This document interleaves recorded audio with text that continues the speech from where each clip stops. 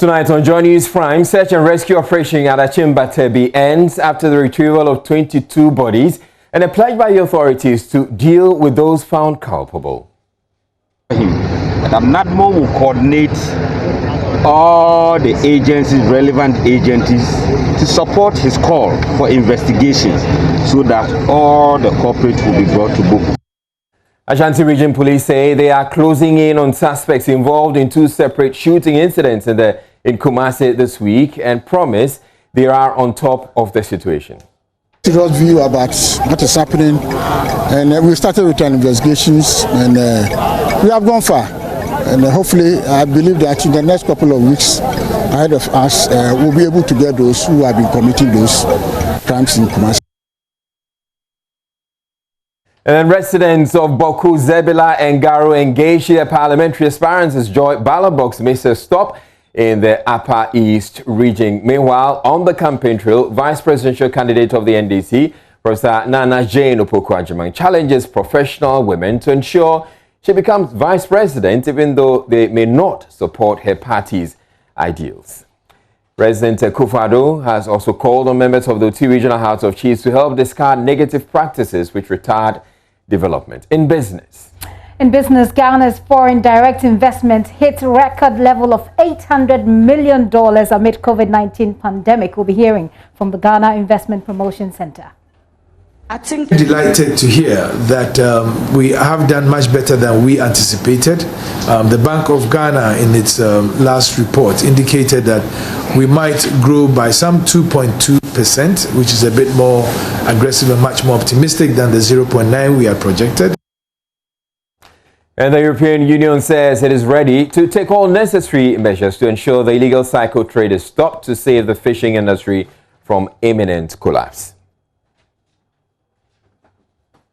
My name is Israel. Joy News Prime is coming to you live from our Fan of Our studios at Kokolmimli here in Accra on your digital terrestrial TV, because we're free to air, and also on DSTV channel 421 and Go TV channel 144. This is a home of independent, fearless, credible and impactful journalism, such as what is happening in Boku right now, where Winston Amwai is standing by to continue with Ballot Box for a few more minutes. Hello, Winston, you take over. People have forgotten that NAPCO is just an addition. Before NAPCO, during the term we're in office, youth employment used to exist. And under youth employment, many young people were employed here in Boku also.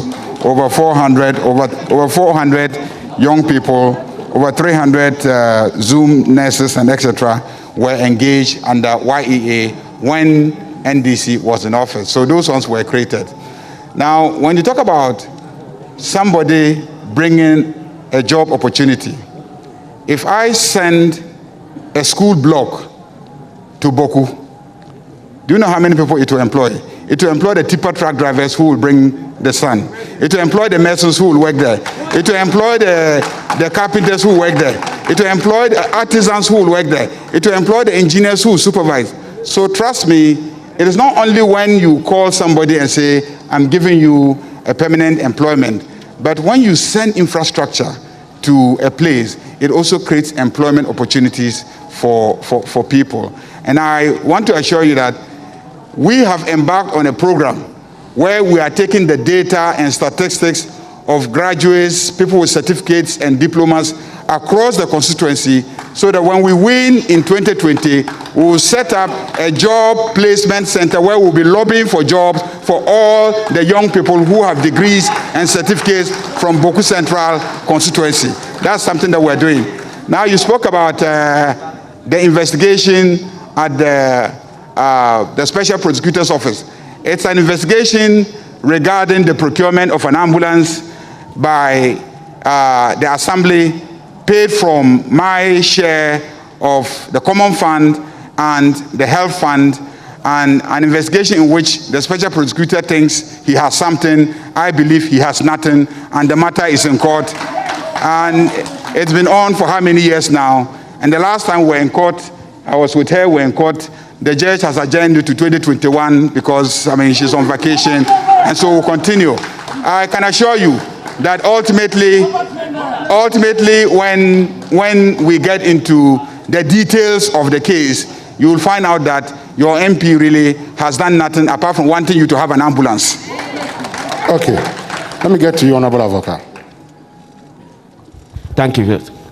My constituent Ezekiel also indicated that Hussein had bought an ambulance from his common fund, and that I should also mention one project that I have used my common fund to do.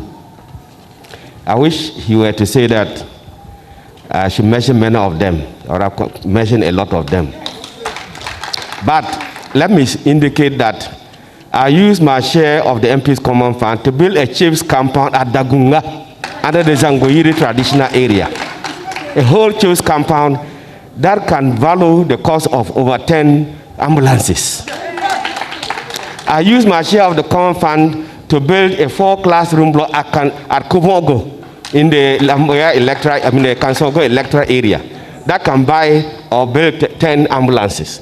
And if I may make this observation, Honorable Fuseni bought an ambulance for Zebila Hospital.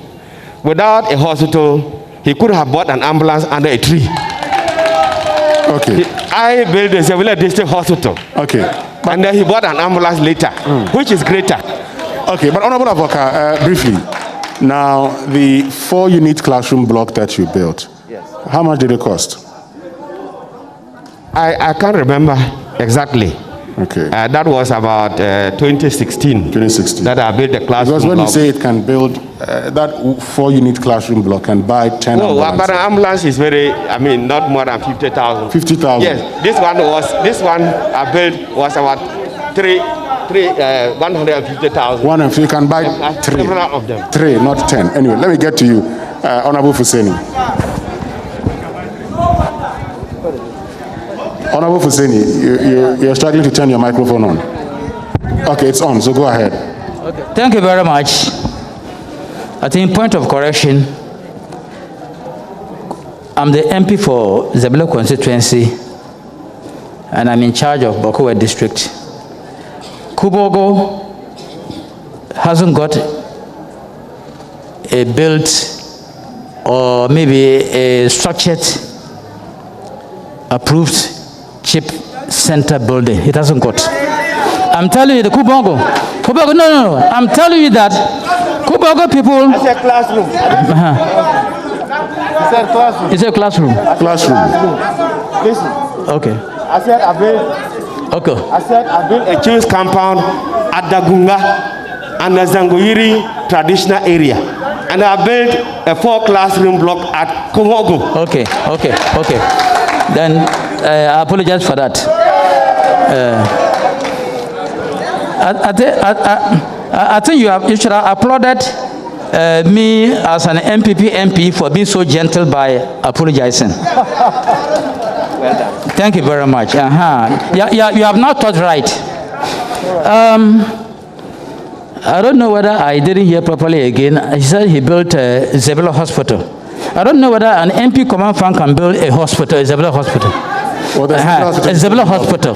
Because the questionnaire told us that I bought an ambulance. So I don't know whether an MP can build that Zebila Hospital that is standing over there. Okay. So, and the second thing here is that, in fact, when I was mentioning it was lack of time. The sister who came from Zebila, Adisa, asked about why I'm not continuing with the health directorate building. You see, in economics, we have something we call scale of preference. You understand the point? I decided to divert my attention to saving life by building an ultra-modern maternity center because of the way the women were lying on the ground.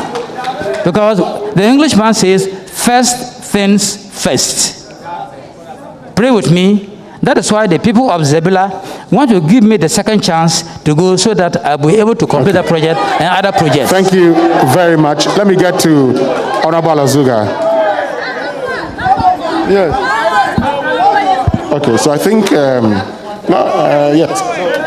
There was no question. Yeah, there was a question, yes. Okay, yes, speaking to the microphone. It's on already, it's on. Go ahead, just go ahead and speak. Speak, you can make your point, I'm listening. Okay, I think there was no question for you. So let me, I'll come back to you. We're not done with you yet. Let me get to, I'm told that the Boku Naba's representative is here. It's only appropriate that he addresses us briefly.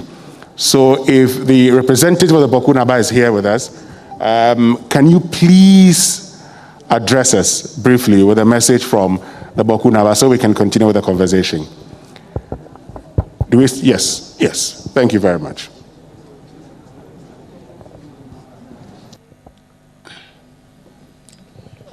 Good evening.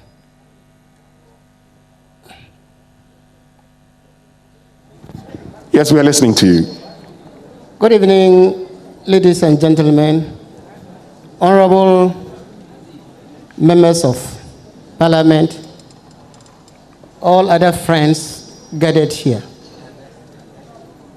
Ladies and gentlemen, briefly, I stand here on behalf of the Paramount Chief of the Boku Traditional Area and on behalf of the delegation that he has asked us to represent him, just to give a little piece of advice concerning peace. The Boku Naba has on several occasions invited the traditional leaders, queen mothers, opinion leaders, and his everyday speech, he prays to his gods and all the ancestors to guide the people of Boku so that we have peace before, during, and after elections. And it is very important that we send this message to all of us seated here. I remember quite well that the moderator just hinted what the Boku Naba has been saying, or what he said a few days ago about peace. And I think that it is something we really need to echo. And he has equally advised, especially the youth. I think that according to him, and for that matter, everybody, we now know that Boku, we need peace. So we have to share this to everybody because the whole world is looking at us, and we now know that Boku is peaceful. And that is why things are going back to normal. So let us sustain the peace. And with all that we are doing here, if there is peace, there will be success. And we will all continue to live peacefully in Boku, and Boku will continue to grow from strength to strength. With this, for want of time, I say thank you for all of you, and may we all go home peacefully. Thank you. Thank you very, very much. In fact, I like the word of peace, and so I'm happy you are clapping also. Clap for yourselves because you've been calm ever since. You know, it was always going to be a challenge getting all of you to ask questions. And that is the reason why we send ballot boxes around. Our time is up. The conversation will definitely continue. But for now, I know it will continue online, we'll continue in our homes, we'll engage ourselves peacefully. But for now, we need to give the panelists 30 seconds each to speak to you, their constituents, and the whole of Ghana, why you should retain them or vote for them as members of parliament. I start off with you, Honorable Azuga, yes. And yes, let me, is your microphone working? If it's not working, I would come back to you, be rectified shortly. So let me get to you, let me start off with you. No, it's not working. Okay, it's working. Okay. Honorable Azuga, yes. Yeah, thank you very much. Good evening, the constituents of Garu. This evening, we engaged the Joint News to give an account and to explain to you why we should vote back to power. I should get the nod to serve you the second term because one, the district hospital that was awarded under the John Dramani Ramahama regime has been left to rot. Even the iron rods, we can't trace them under the supervision of the ruling government. I want to come back and ensure that that district hospital is completed. I want to come back and ensure that the Tamde irrigation dam, which we lobbied and made sure that it started during our time, it has stalled. The contractor has been there. The project is not completing. We have several uncompleted projects in the district. Thank and you. For that matter, I want to come back and ensure that that is completed. I want to help JM to come back. Thank you very much. And then Thank you very much. move Ghana to the next level. Let me get to you, Thank Honorable Cletus Avoka, on why the people of Zebila should bring you as Member of Parliament. Thank you. Parliament is not a job for everybody. It's not a job for every Tom, Dick, and Harry. It is a place where experienced, knowledgeable, and people who can lobby for the development projects can be assembled to support their areas. I have acquired that reputation. I have a positive track record, and I'm confident that when I get back there, I'll be able to support my people, and my people are behind me. And come 7th December 2020, inshallah, we shall be there. Thank you very much. Let me get to you, Honorable Fuseni Adongo. Why should he be retained as Member of Parliament?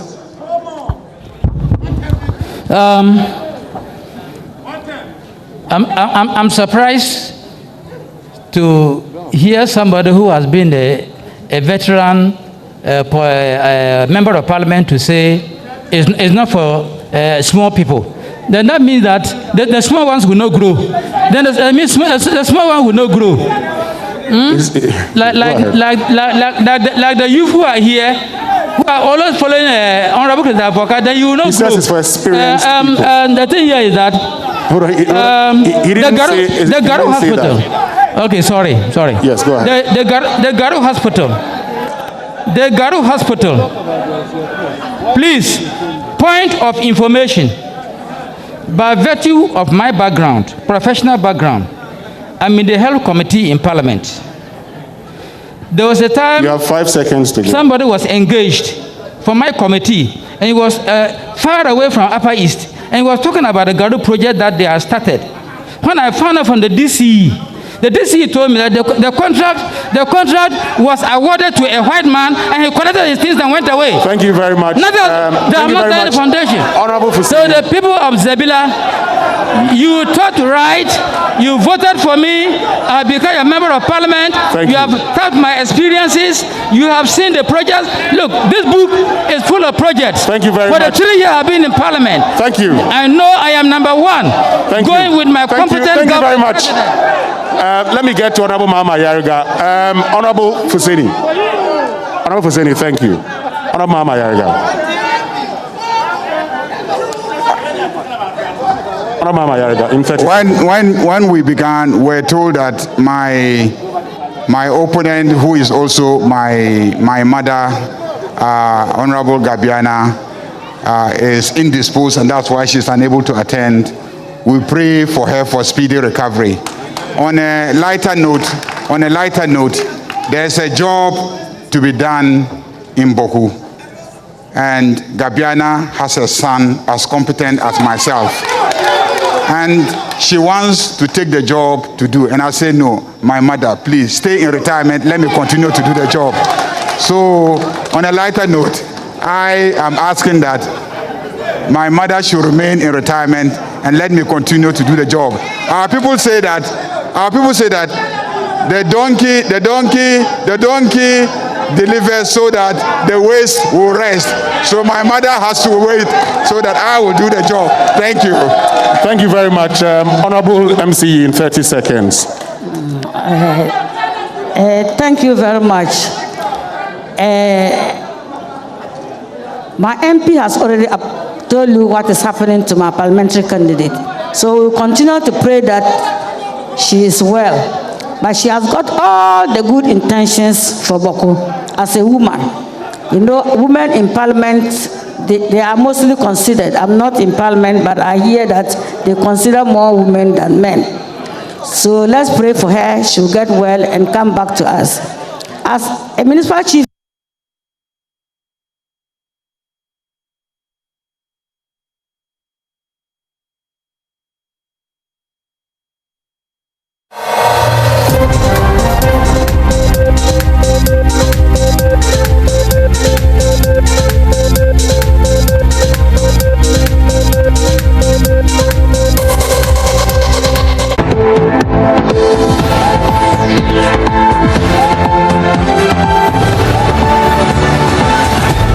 Right, so thank you very much to the people of Boku, Zebila and Garu for a successful ballot box. Back here in the studio and joining you, Prime, the rescue operations at the collapsed Church of Prosperity building at the Achim Batebi in the Eastern region has ended with assurance to investigate the cause of the accident while bringing the perpetrators to book.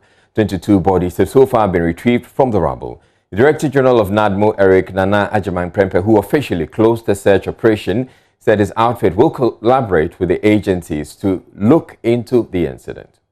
Offer our heartfelt condolence to the bereaved family first. We want to also take this opportunity to thank you, the media, for the coverage for the past 4 days.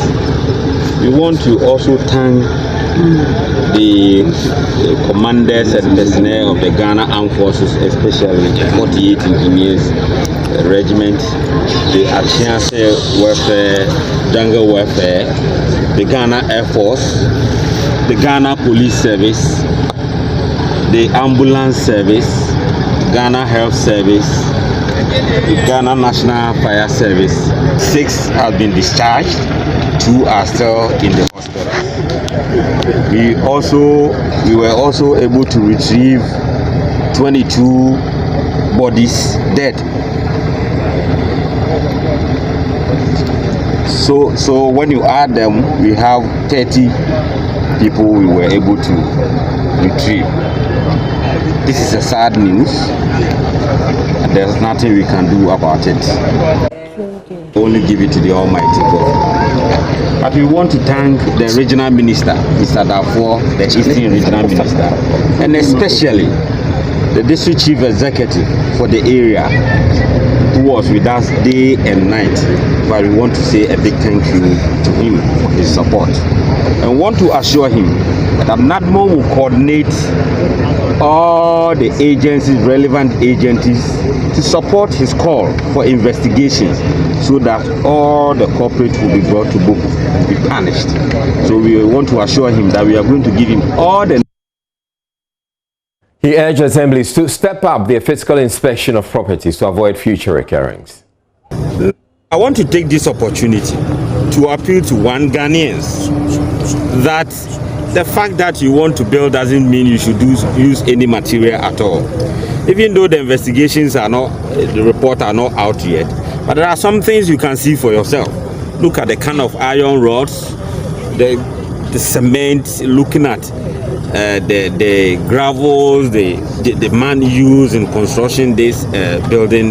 You can see that it was so bad, and we want to appeal to Ghanaians that you don't know when such disasters will befall you. So if you are doing construction, make sure you get technical advice. There are so many people in this country who are technocrats who can advise you. That is why the law says before you build, you must send your plan to the various assemblies so that they will advise you as to what to do.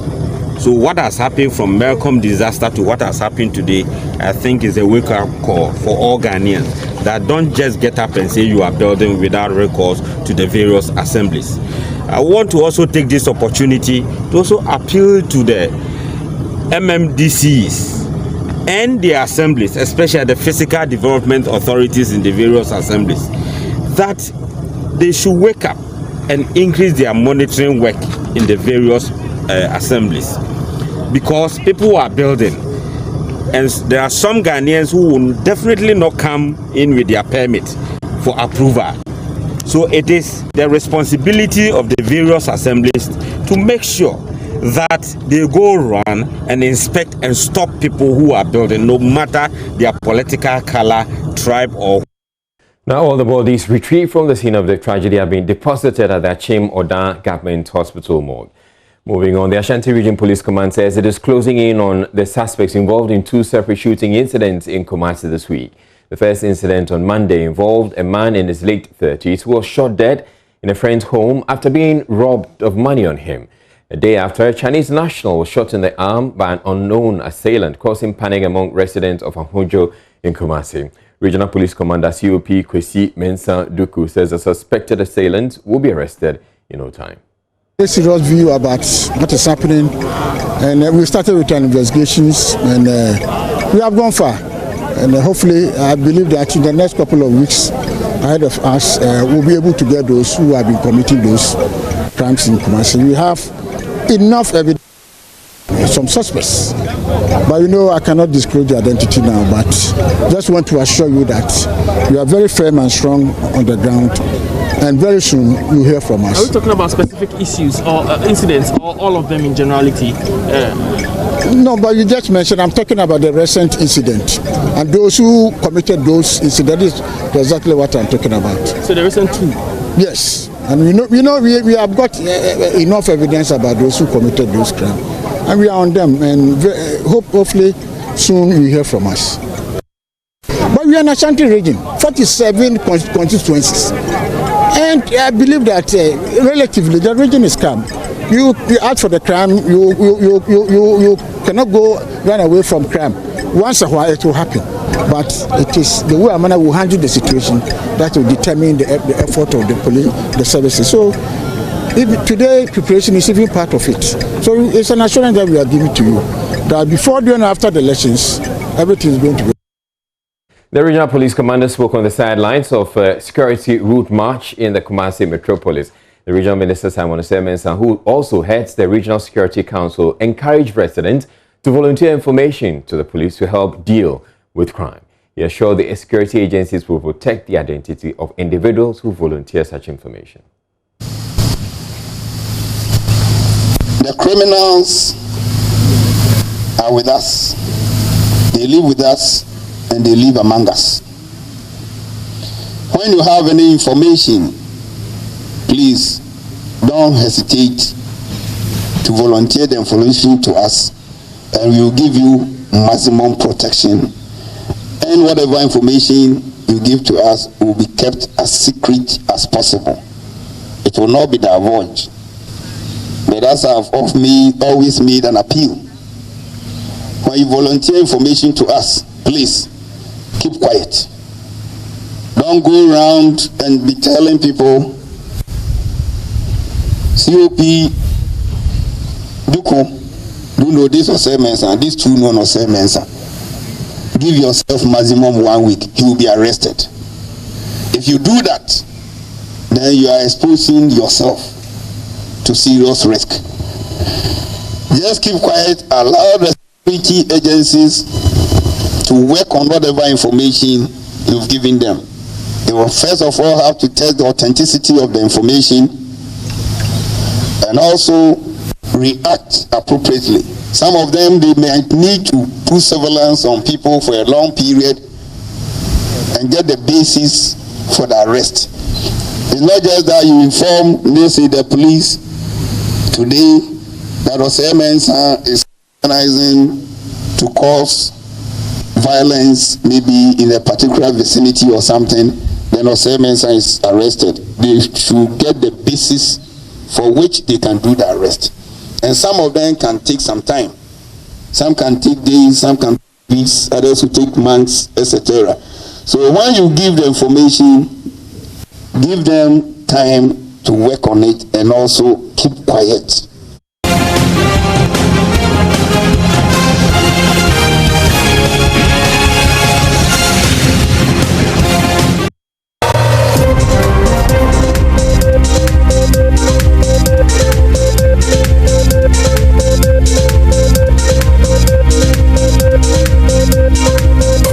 The Central Region Police Command is assuring the people of the region the security agencies are ready to take care of all election 2020 issues. Regional Police Commander DCOP Habiba Chumesi says she has gotten some positive feedback after initial engagement with all the major actors in the potential hotspot. She's been addressing security personnel after a confidence-building exercise in Cape Coast, from where Richard Kojunyako sent in this report. The security forces drawn from the military, the Ghana National Fire Service, the Immigration Service and the Ghana Police Service on Friday took over the streets of Cape Coast in what they call a confidence-building march. Led by the Central Regional Police Commander, DCOP Habiba Chumesi, the security personnel walked through all corners of the ancient city, calling for peace and calm as the campaign period heats up. Already, the police in the region have identified areas that are potential hotspots and have begun engaging all the major stakeholders to let peace prevail. DCOP Habiba Chumesi is assuring residents their security needs would be well catered for before, during, and after the 2020 elections. I always have a faith in my officers and the other security services that are supporting us. But today, you have given me extra icing on my cake to say that you are ready to make sure there's peace before, there's peace during, and there's peace after. Thank you very much. This will be repeated to make sure that the confidence that the people of Central Region have in us will be maintained. We want to reduce their fear of crime, and we want them to believe that we are ready and improve their confidence in us. Let's maintain the momentum, and when the time comes, let's show them that we are capable, we are professionals, we are neutral, and we are ready to make sure there's peace. Thank you, all of you. Thank you. The confidence-building exercises, she explains, would be done periodically in all parts of the region to instill confidence in the people of the region and to build trust between the police and the residents. Richard Kojenya Akon, Joy News, Cape Coast. And back in the Ashanti region, the police commander says it will intensify security in areas identified as election hotspots to protect lives and property. The region leads with 635 flashpoints, the most in the country. The sense of insecurity in the region has been bolstered by recent shooting incidents in parts of the capital. Regional Police Commander COP Kwesi Mensah Duku allayed fears when he spoke with the media on the silence of a security route march in Kumasi. And in the hotspot centers, what we have to do is that we have to beef up the security in all the hotspot centers. We'll be able to identify them. So this is exactly what we are going to do. Relatively, the region is calm. You ask for the crime, you cannot run away from crime. Once a while it will happen.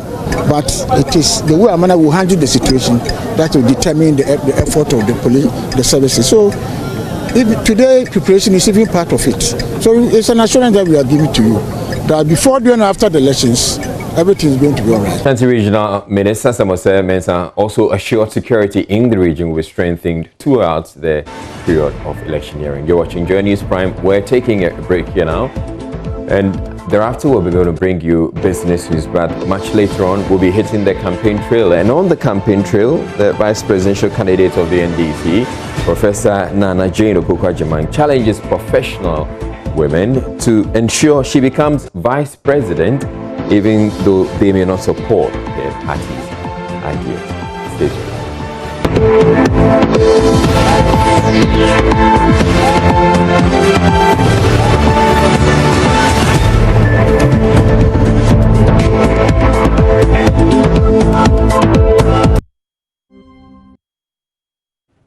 And you're welcome to Business with me, Gifty Ando Apia. In this edition, Ghana has recorded total investment of more than $800 million with a foreign direct investment component of $785 million. The inflow between January and June this year showed rare strength in the final moment of the second quarter of the year, despite the COVID-19 pandemic. China and the United Kingdom have been major contributors to the inflow for the period. There is more in this report. Total projects registered were 69, with a total estimated cost of $688.74 million in the first half of this year. China, with 12 projects, was the leading source of investments. In terms of FDI value, the United Kingdom, with $238.9 million, was the country with the largest investment value. According to the Chief Executive of GIPC, Yofi Grant, the result indicates a positive strength of the Ghanaian economy in withstanding shocks. Indeed, we are very delighted to hear that we have done much better than we anticipated.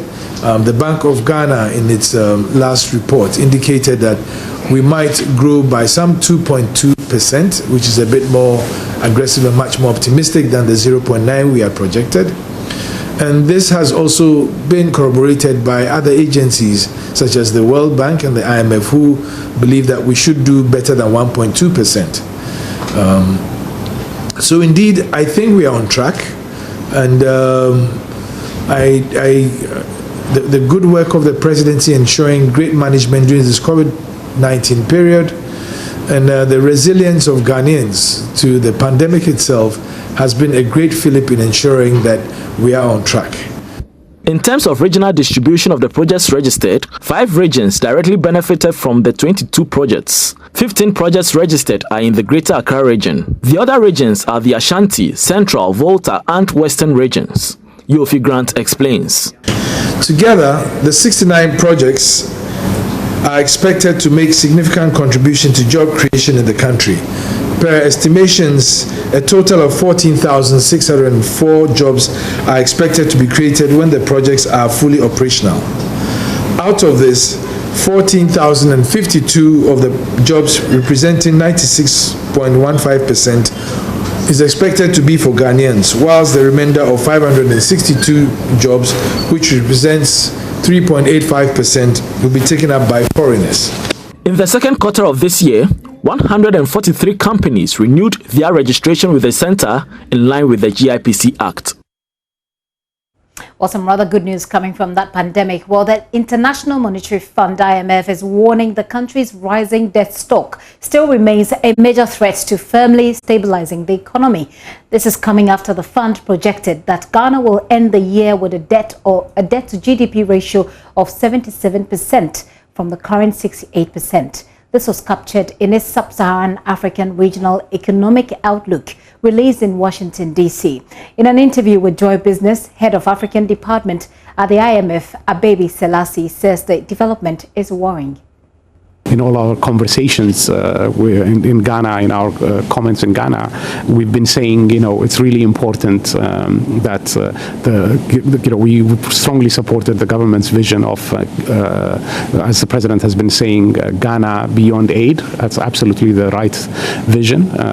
And of course, that aid has to be replaced by tax revenues and other permanent domestic sources of financing rather than debt. And so effecting that transfer is really what's going to be key. Okay, so my question is that in terms of what are the threats to the Ghanaian economy going forward? We had some shocks from COVID-19, but going ahead, what are the threats to the Ghanaian economy? And is the debt still an issue? I know that we are being classified as high risk of debt distress. What's the situation now? Are we improving or things are getting worse, please? Thanks. Ghana, of course, faces very significant challenges on its economy.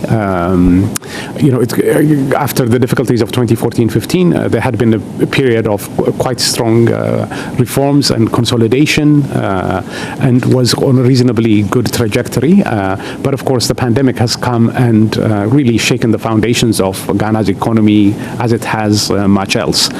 This year, the policy response has been very supportive, as needs to be the case.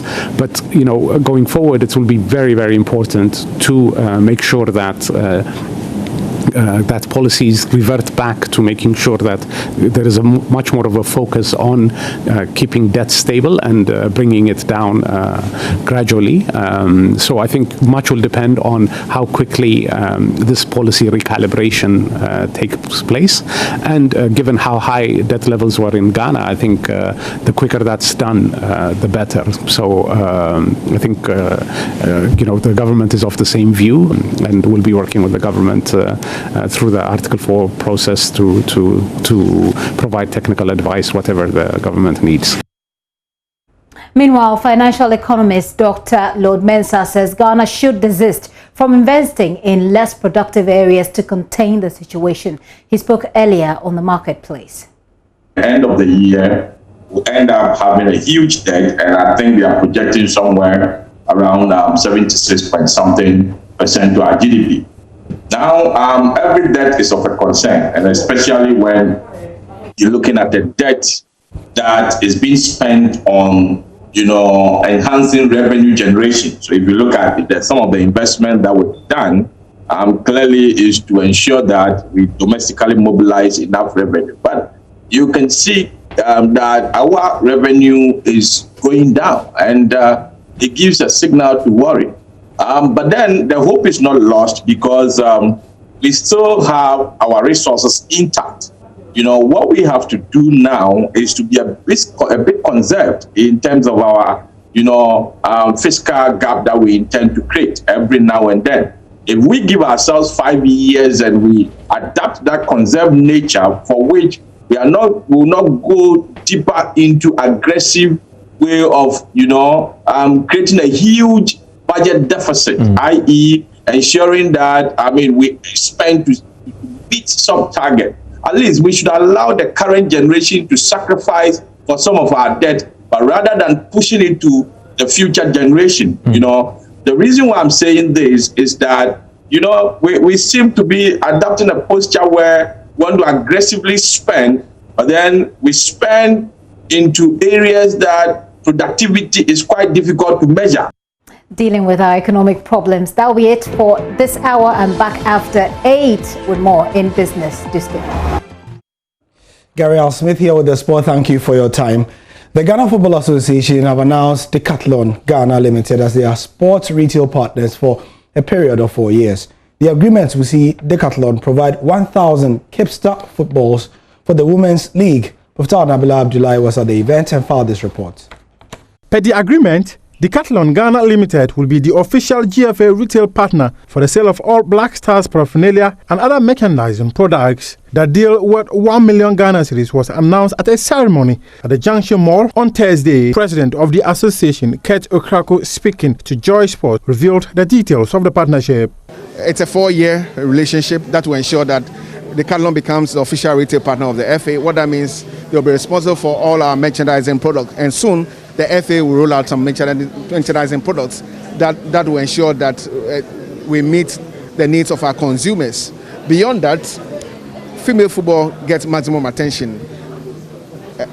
Footballs is key for the development of football.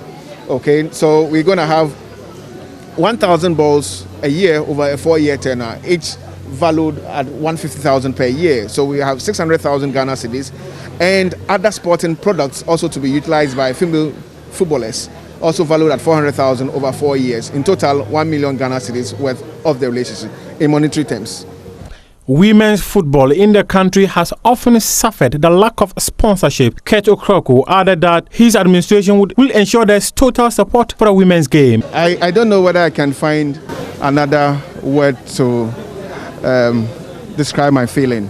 Honestly, we are very much appreciative of this partnership because the partnership comes in two folds.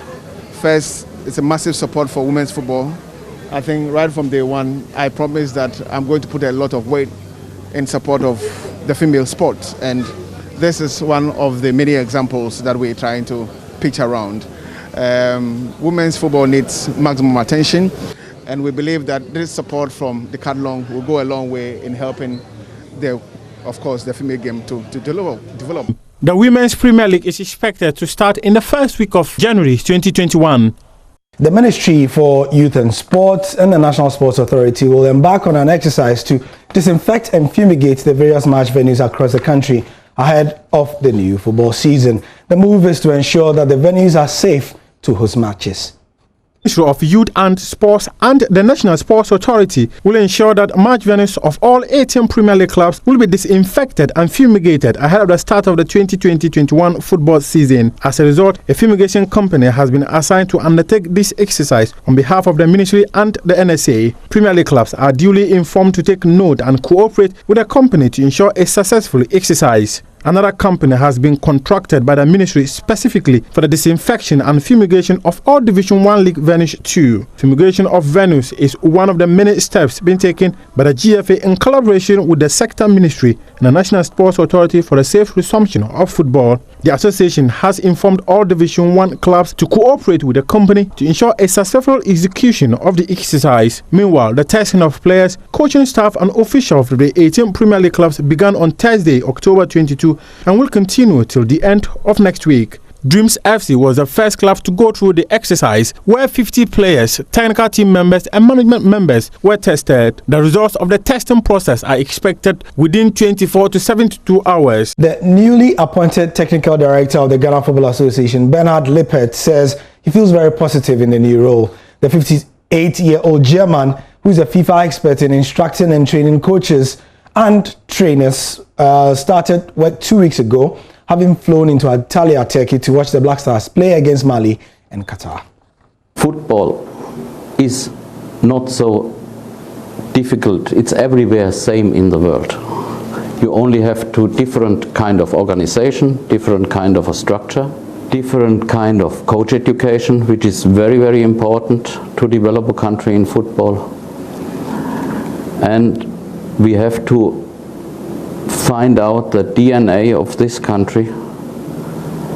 That means we have to develop a national football philosophy where I cannot decide this. I need the help of a lot of people here to define the DNA of this country and then follow a way, a very structured way, through children football, through youth football, and organize everything and bring it through the youth national teams to the top.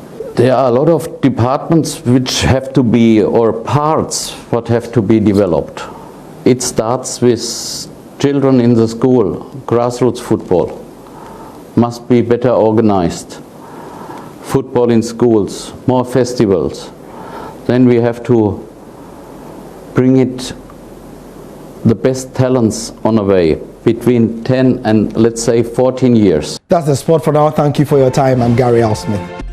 It's time for Showbiz, and Becky Bex is here. Hello, Bex. Hello to you. How are you doing? I'm well, thank you. How are you? Yeah. Because it's Friday, so we can speak to you on the show. Yeah.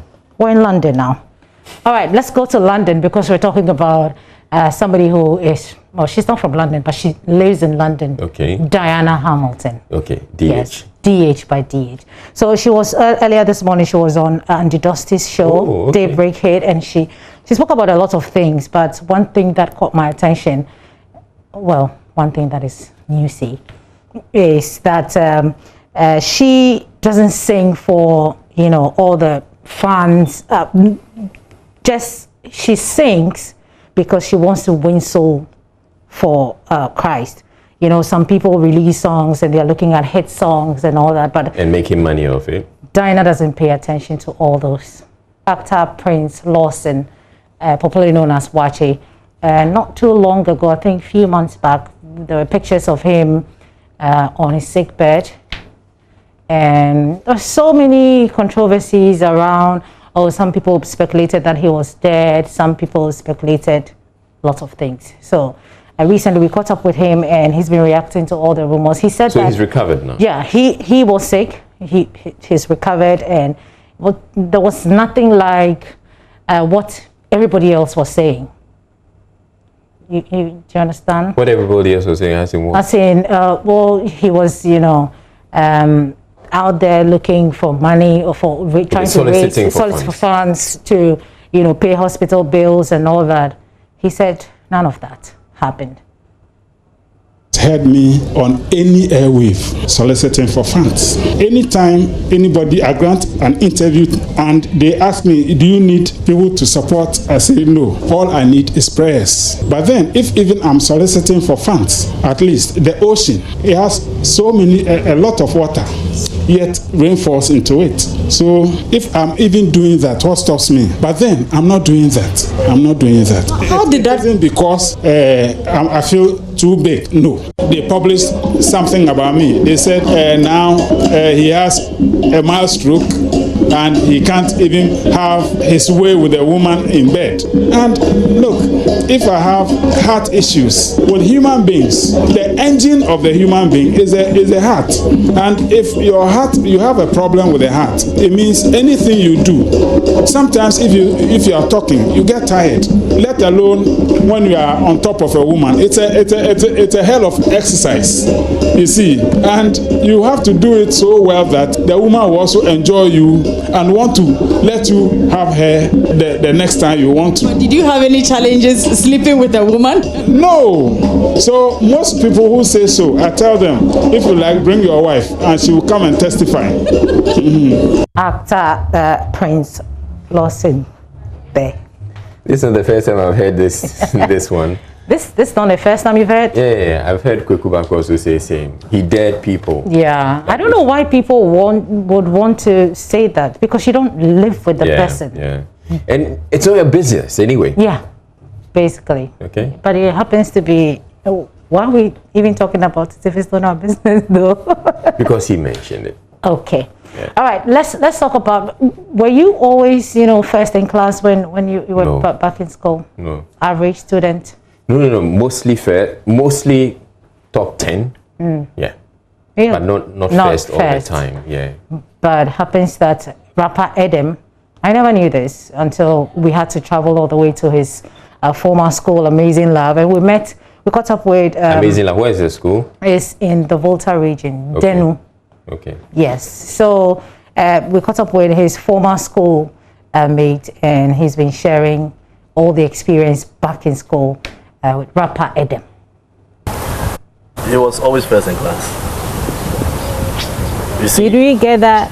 He was always first in class, right? Okay, I got that. And so among us, we were like, when does this guy study?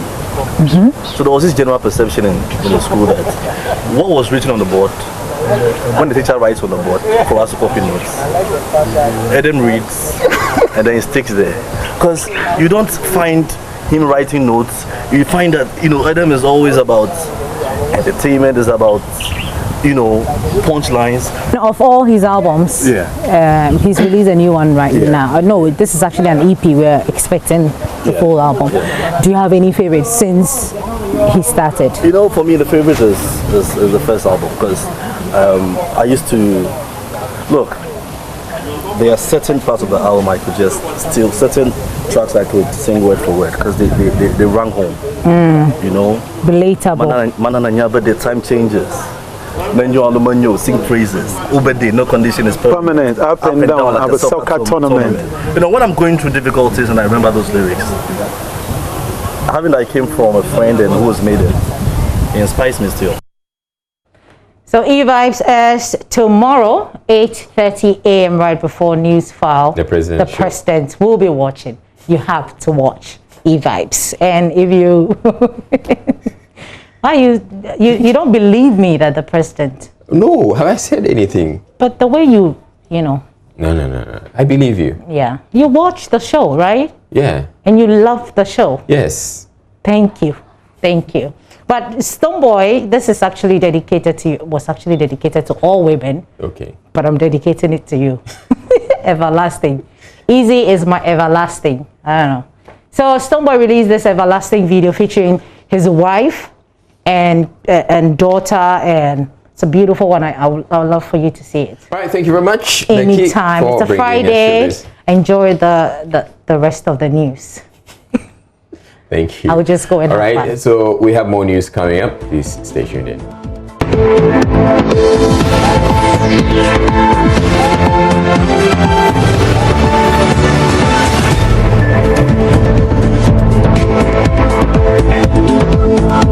Now, President Nana Dankwa Akufo-Addo has called on members of the Oti Regional House of Chiefs to help discard negative practices that are not promoting development, especially those that work against women in the traditional areas.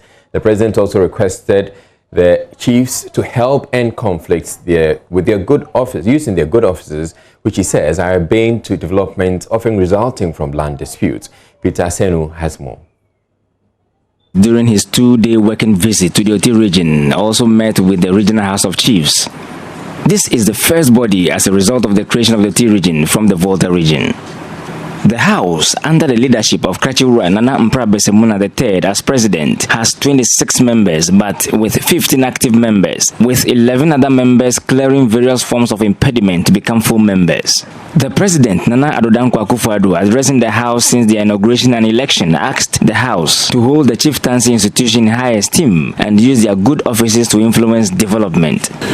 I'm aware that the Constitution of the Republic forbids you to engage in partisan political activity. But your involvement in the public life of our country derives naturally from your position as traditional rulers. It is thus my hope that members of this august House will help set the tone in their areas of influence to help realize our vision for a prosperous and progressive Ghana. The government is determined to bring governance closer to the people and expand the boundaries of democracy in our country. The president also called on the House to help discard negative practices that are impeding development, especially those against women and children. There might be different reasons designed in different parts of the country for why you cannot farm near the river, or go to the farm on a Wednesday or Thursday, or fish on a Tuesday or Saturday. But there are rational and scientific reasons behind these traditional rules.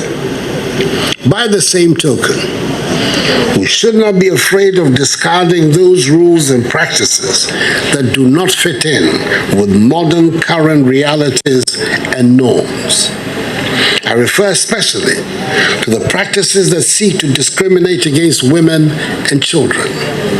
He also urged the chiefs, among other things, to speak against the ills affecting society. I urge you to speak out and join government's fight against the ills of our society: corruption, social and economic injustice, crime, and the illegal mining menace, popularly referred to as galamsey.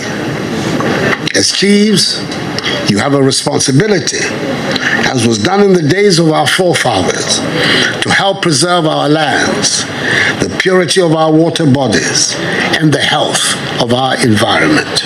As part of government's Agenda 111, which seeks to build district hospitals in districts without hospitals in the course of the next 12 months. Government will construct district hospitals in the following districts without them in the Uti region. They are Kejebi, Krachi East, Krachi in Chumuru, and in Kwanta North. The president, although acknowledged the ban on chiefs' active participation in politics, introduced 6 out of 8 parliamentary candidates on the ticket of the MPP to the House for their support. The president of the Regional House of Chiefs, Nana Mpra Besemuna III, called for the support of members to lead the House in the right direction. Peter Senu, for Joy News.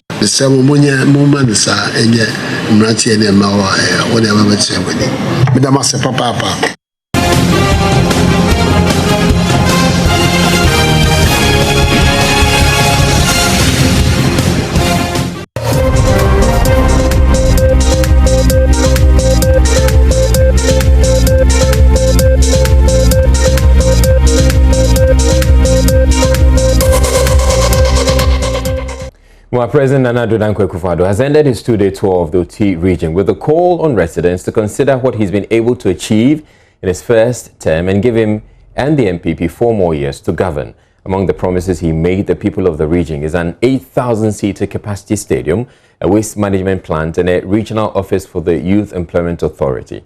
Correspondent Peter Senu was with the president and has a wrap of events in the following report. The 2-day working visit by the president to the region saw him visited the Biakuye, Bwem, Nkwanta South and North and the Krachi West constituencies with a regional rally at Dambai in the Krachi East constituency. The president, while in the region, inspected ongoing 56.4 Jasika and Odopepesu road construction, Nkunya Kwame Krum road construction, Paza town roads, and 15 kilometers Ketekrachi town roads. The president, while at Ketekrachi, assured residents of government commitment to construct a bridge on River Oti to reduce travel time and link the peninsular town to urban centers. Bridge no there. Right now, I can design no air cost. I have a baby,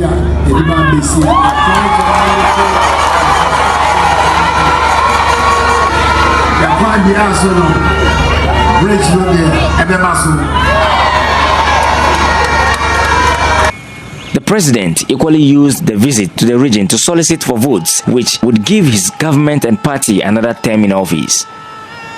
The president was received at a mammoth rally in Dambai, the regional capital, where he called on supporters to continue to have faith in the party and also reiterated his call on the people in the region who have for the past political years lent their support to the NDC to consider the MPP for once, which he added they would not regret.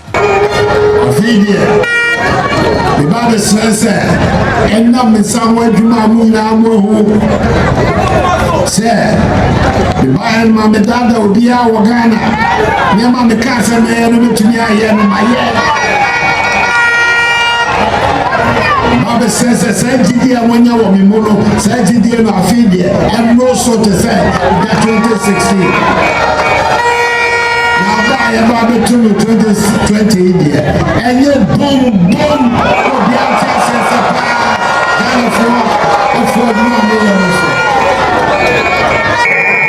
now Fidia, the Bible said, and I know many more.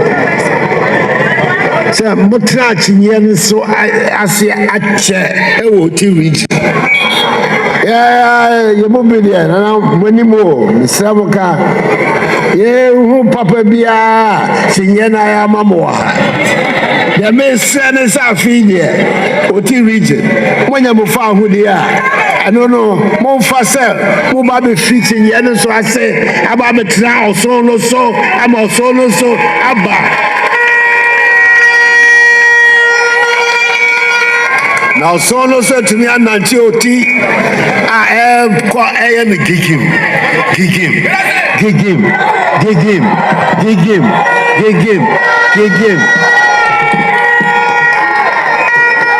The president also cut short for the construction of 8,000-seater capacity stadium, waste management plant, and the regional office for Youth Employment Authority. The president has since left the region for the national capital. Peter Sanu for Joy News. And the Vice President, Dr. Mahamudu Bawumia, has introduced his own spin on the spot secured by the governing MPP and the opposition NDC on the ballot paper come December 7. The MPP's Nana Dankwa Akufo-Addo will be number 1 on the ballot, with his main challenger, former President Mahama, following closely at number 2. He was addressing party supporters at a national fundraising ceremony in Accra Friday. Latif Idris has more in the following report. Member of the NPP's campaign communication team, Oboshi Sai Kofi, explained to the electorate why they need to retain the governing MPP come December 7. Our flagship project, Free SHS, has been carried out to the acclamation of most, but also to the dismay of naysayers. It stands out to date as by far the greatest and most inclusive social intervention program in the history of our nation. Its implementation has allowed us to boast that no child of Ghana will be left behind. Our government is committed to ensuring the success of the program. The future of our country depends on it. Minister for Inner Cities and Zongo Development, Dr. Mustafa Hamid, explained to the party faithful why they need to raise enough funds to oil the party's machinery to be able to campaign in the nooks and crannies of the country to ensure they retain power come December 7. Representative democracy determines how power ought to be obtained. It ought to be obtained through canvassing, through talking to people, through traveling through the nooks and crannies of villages, communities, cities. The people who do canvassing, they eat, they drink water, they sit in vehicles to visit communities, they sit on motorbikes to visit communities. The motorbikes and the vehicles run on fuel. Mr. Vice President, the argument I am making is that we need money to be able to canvass for power to transform a nation.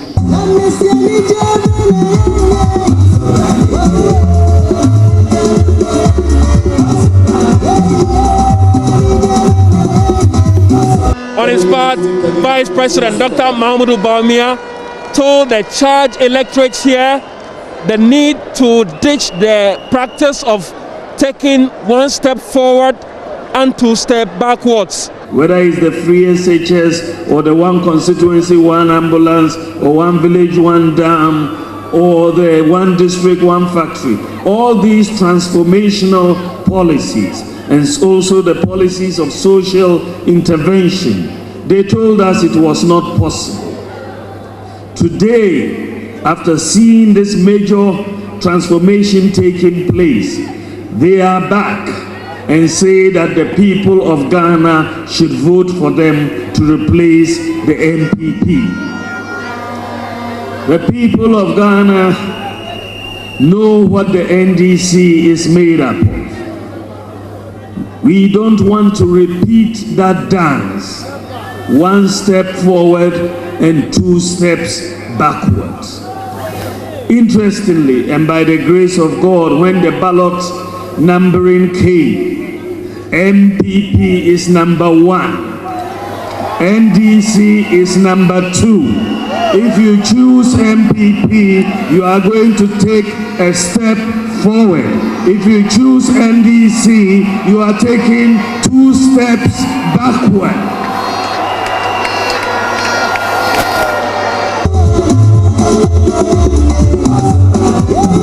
Well, running mate of NDC flag bearer Professor Nana Jane Opoku-Agyeman has challenged women who may not share her party's ideals to demonstrate their commitment to women empowerment by voting to ensure she becomes vice president. The NDC running mate, who was addressing female professionals and women groups in Accra Friday, observed that as a woman, she is best placed to represent the interests of Ghanaian women who make up 51% of the population.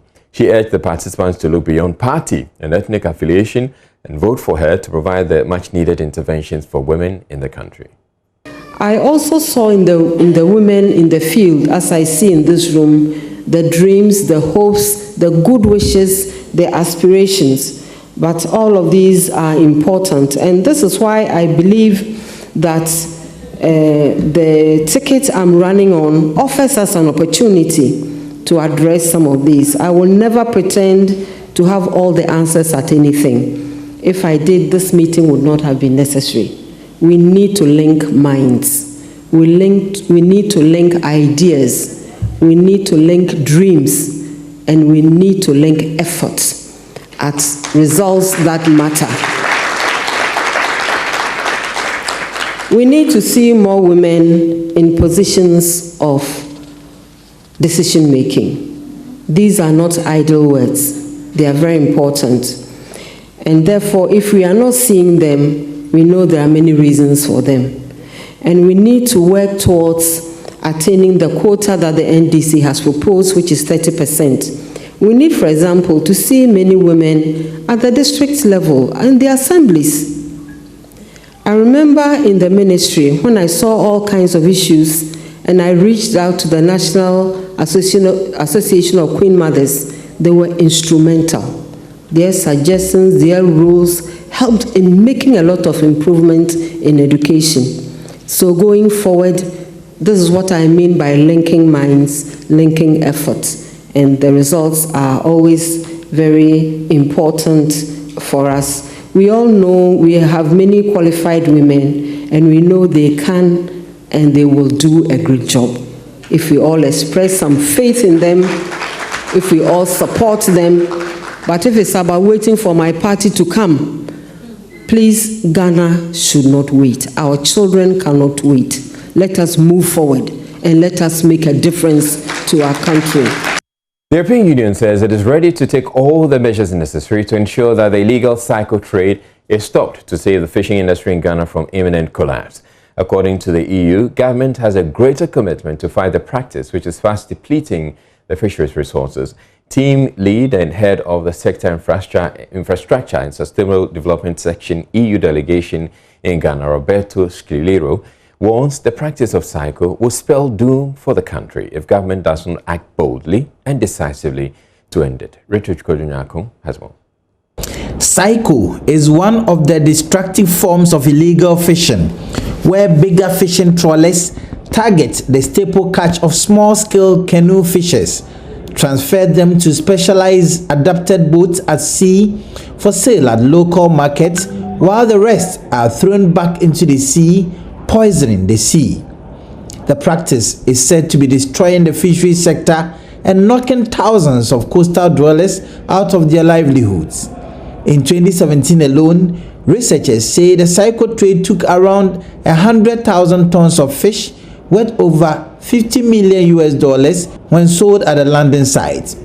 The team leader and head of the sector infrastructure and sustainable development section of the EU delegation in Ghana, Roberto Scilero, is disappointed that the activities of psycho still go on openly and persistently on Ghanaian waters. It is the government, and in their budget statement said that budget statement 2020 that psycho should stop, because they acknowledged the powerful destruction of the fish stock that is going in Ghana. The activities they are going on openly without any problem, without any issue. If you go in some markets like Elmina, for example, you can witness this personally, as I did personally, without any problem at the open air. I think that the psycho fishing is the most important activity, illegality, which is depleting the fish stock.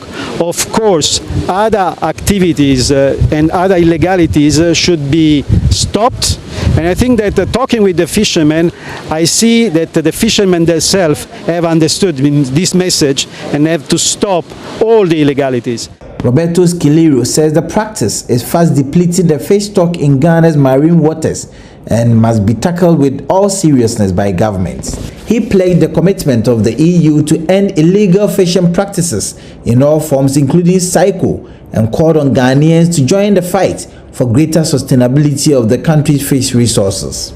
I think that all parties, all Ghanaians, should support the fight that the fishermen communities are bringing ahead with their authorities, with their local authorities and traditional authorities.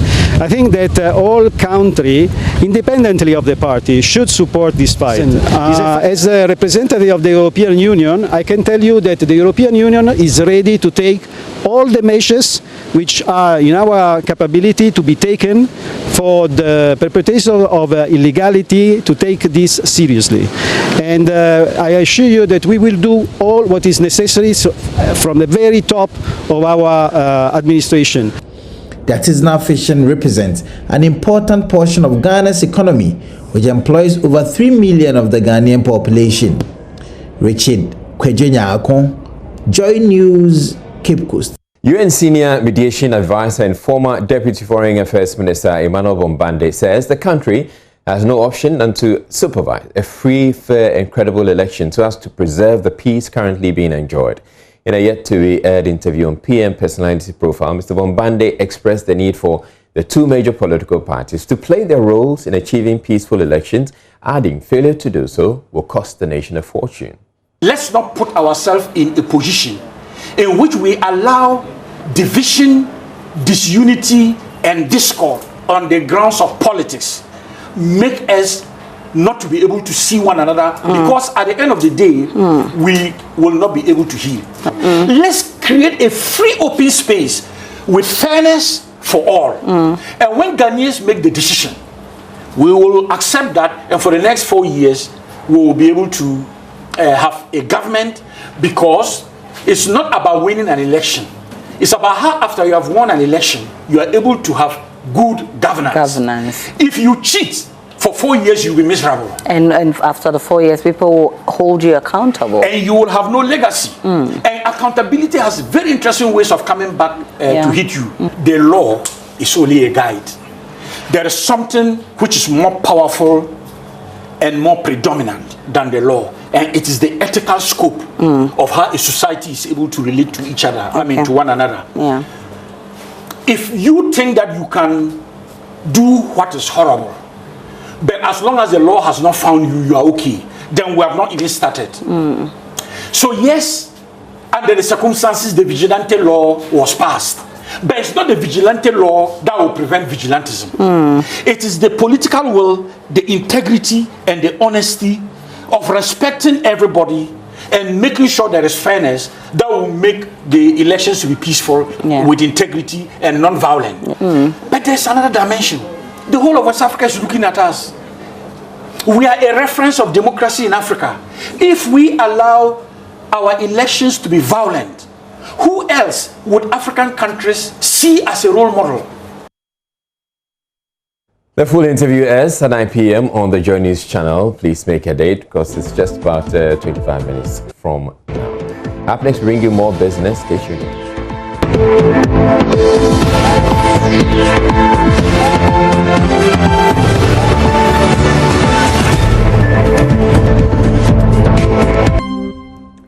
Back again with business. I am Gifty Ando-Apia. Now, Cocoa Board has expressed readiness to roll out the much-discussed pension scheme for farmers next month. According to the country's cocoa regulator, the necessary documentation has been completed pending its launch in November this year. Dr. Emmanuel Opoku is the Deputy Chief Executive of Cocoa Board. Maybe we can look at the measures we've taken one by one. Okay, if we have to talk about pensions, the cocoa farmers' pension now, the pension is something that every worker wants to enjoy when you no longer have the strength and the energy to work.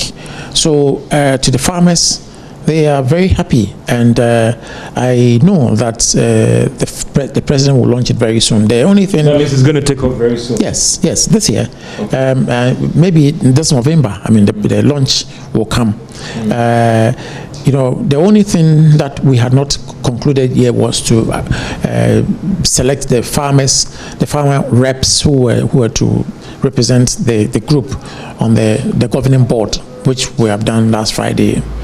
So that is the only thing which was outstanding, and so we are writing to the National Pensions Regulatory Authority to then register the farmers. Then they will have a complete board set, and then that paves the way for the formal launch of the pension scheme. How is it going to be? Is it going to be worked out as the 30 operational scheme, or how is it going? Or is it going to be a special one in the public sector? Let's talk about CAP 30 and all that. How is this one going to be worked out for these farmers, sir?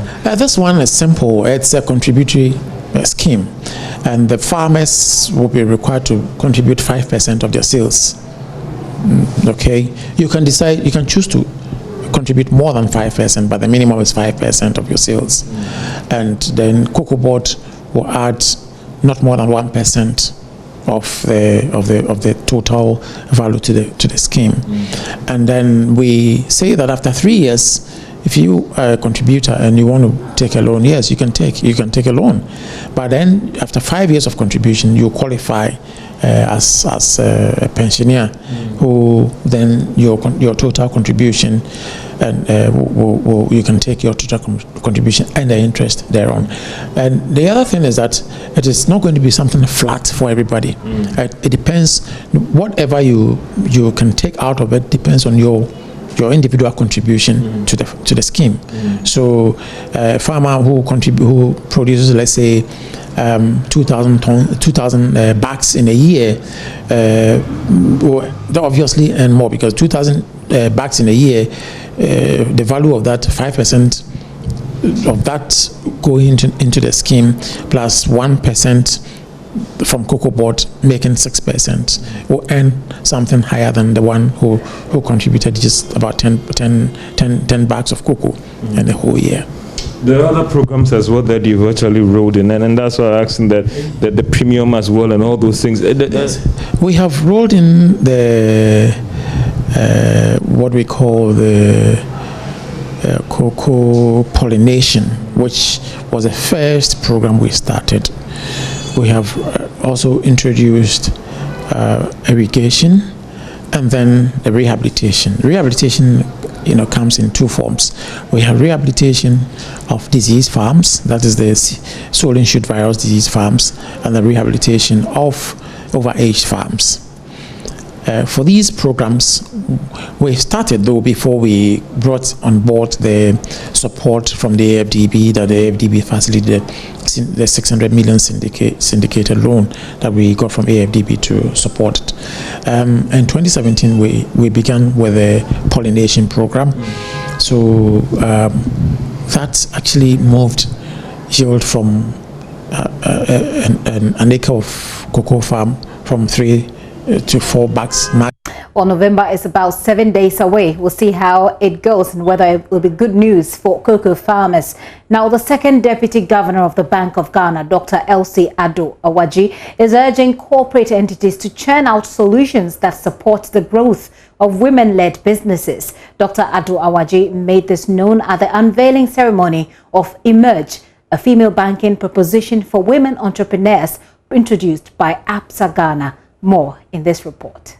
As part of efforts to improve access to financing for women entrepreneurs in the country, ABSA Bank Ghana unveiled its new banking proposition, which offers tailored financial solutions to empower women to sustainably grow their businesses. According to the bank, the new product, ABSA Emerge, will help bridge the financial gap which is currently skewed towards male-led SME businesses.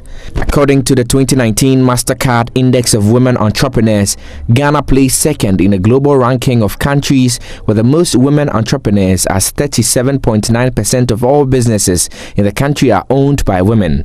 Speaking at the launch, the second deputy governor of the Bank of Ghana, Elsie Ado-Awaji, lauded ABSA Bank Ghana for introducing a solution that supports the growth of women-led businesses. I'll give you a little bit of data. So, NBSSI tells me that 65% of the applicants for these loans were women MSME owners, okay? Yet the value of the loans they applied for were only 48%.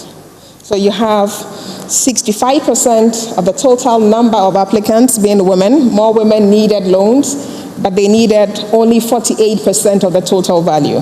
So their male counterparts applied less, but when they asked, they were bold. They wanted more money. This corresponds with the data that shows that most women-owned businesses are small. They don't grow. They stay small forever, while their male counterparts are able to scale up. So this is really the problem that we have before us, which I believe ABSA. Director of Business Banking at ABSA Ghana, Grace Enimieboa, said Emerge will significantly empower women entrepreneurs to grow and expand their businesses. According to the United Nations Sustainable Development Goal number 5, there is a gap, there is gender inequality, and we want to solve for that. We want to bridge that gender gap. We also want to use this solution to facilitate and help women entrepreneurs to actually generate more employment, because there is a huge unemployment situation in the country that also needs to be solved. Thirdly, the reason for this solution is when we look at even our own statistics and we compare the borrowing population, you realize that the number of women entrepreneurs who borrow is very low. But the reason hindering them from borrowing includes capacity building, it includes business development, it includes even understanding the need to scale your business. And so we are putting all that together in this solution to build up entrepreneurs' capacity, help them get the right structures in their organization, and therefore access funding and also be able to scale and expand the operations. You have heard of the Africa Continental Free Trade. It is an opportunity for Ghanaian entrepreneurs to actually sell not in Ghana alone, but also on the continent. We need to help our women get ready to be part of this exciting change that is happening on the continent. It opens up a huge market. Take Nigeria alone, hundreds of millions in population. That's a huge market. Put all the other African countries together and imagine that an entrepreneur in Ghana can sell into all these locations. Just imagine the volume of growth their business can have. These are the reasons for this solution. Very strong feminist position to end the business news tonight on, isn't it? Have a great weekend. My name is Gifty Ando Apia, and there is sports and there is some more news before we wrap up at 9.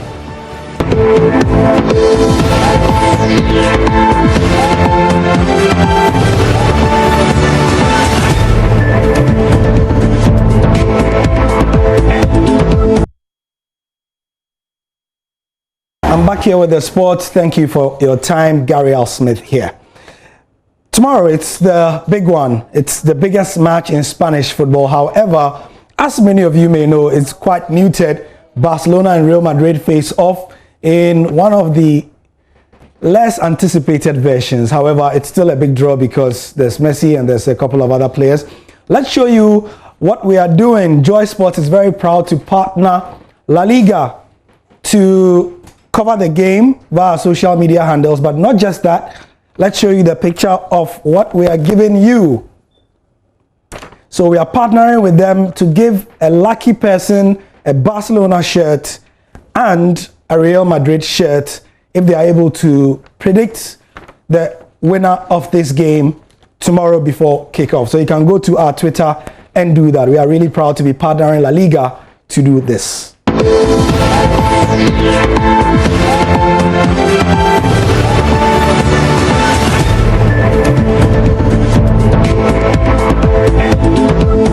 Right, away from Classico, let's do some Ghana football. The Director of Coaching Education at the Ghana Football Association, Professor Joseph Minta, says the creation of the Coaching Education Office is long overdue. According to him, coaching is essential for the development of the sport. Position as Director of Coach Education is long overdue. If you look at the technical director setup, coaching forms the key. And if you want performance to improve, then you need somebody that has to be in charge of your coaching education department. So I'm not surprised that this department is created, and as a result, I'm the first to occupy it, so I can contribute and help in terms of the education of the coaches, which will go and influence the performance of our players in the country. I'm bringing a lot in the sense that I'm one of the instructors already. I know the Ghana terrain, I know the African terrain. Also, I have taught soccer, coach it, research it. So I'm bringing a lot in terms of knowledge, in terms of experience, in terms of insight, and in terms of what will help Ghana in terms of its development in the coaching terrain. In terms of the education, the ladder will be the same, depending upon what structures CAF have for us, in terms of going through the intro, which is organized by the FA, and then having the licensee B, and then the A, and if possible, the Pro. And with my TD, we have also discussed about moving it higher to incorporate some of the courses that are organized by UEFA and the rest, so that you can improve the license terrain for the coaches. The Ghana Football Association has handed licenses to Asante Kotoko and Ashgold to participate in the upcoming CAF inter-club competitions. The GFA announced that the two were handed the licenses as a successful process evaluation was followed.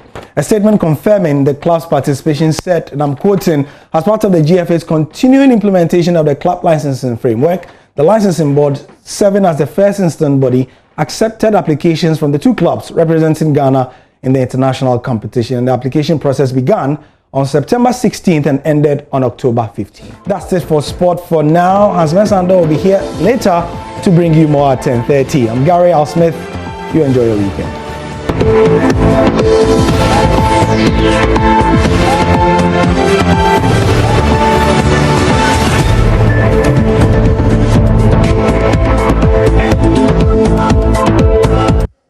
All right, and that'll be all for Johnny News Prime for tonight. I'm Israelite. Thank you very much for watching. You have a lovely